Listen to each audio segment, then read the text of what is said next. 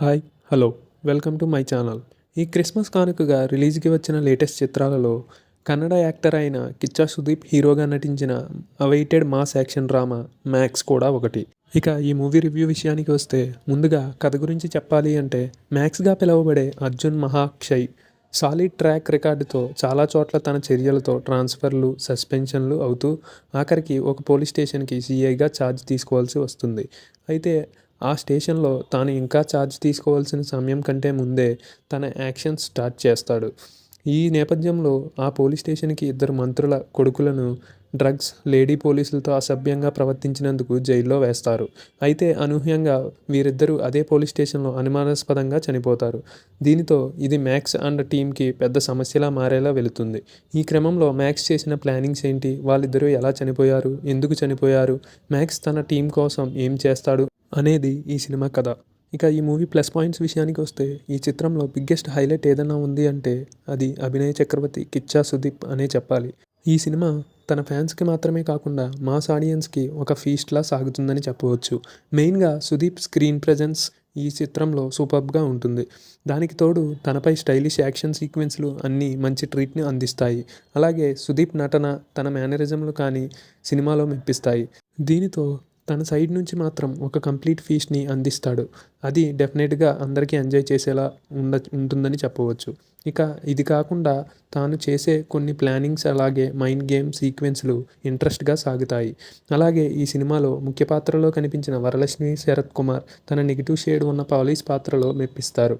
అలాగే సునీల్ కూడా తన రోల్లో సాలిడ్ పెర్ఫార్మెన్స్ని అందించారని చెప్పవచ్చు.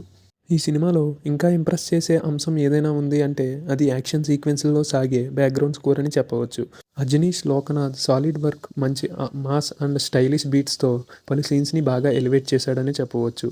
అలాగే క్లైమాక్స్ ట్విస్ట్ కూడా చాలా అద్భుతంగా ఉంది.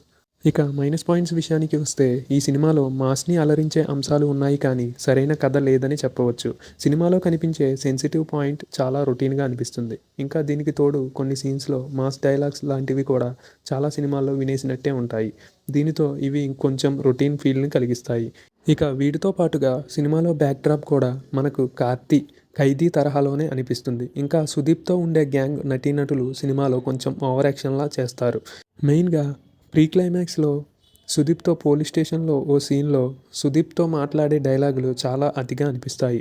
దర్శకుడు ఇలాంటి వాటిని తగ్గించి ఉంటే సినిమా ఇంకా న్యాచురల్గా ఫీస్ట్ అందించి ఉండేదని చెప్పవచ్చు. ఇంకా కొన్ని సీన్స్ ఊహించదగిన విధంగానే ఉంటాయి.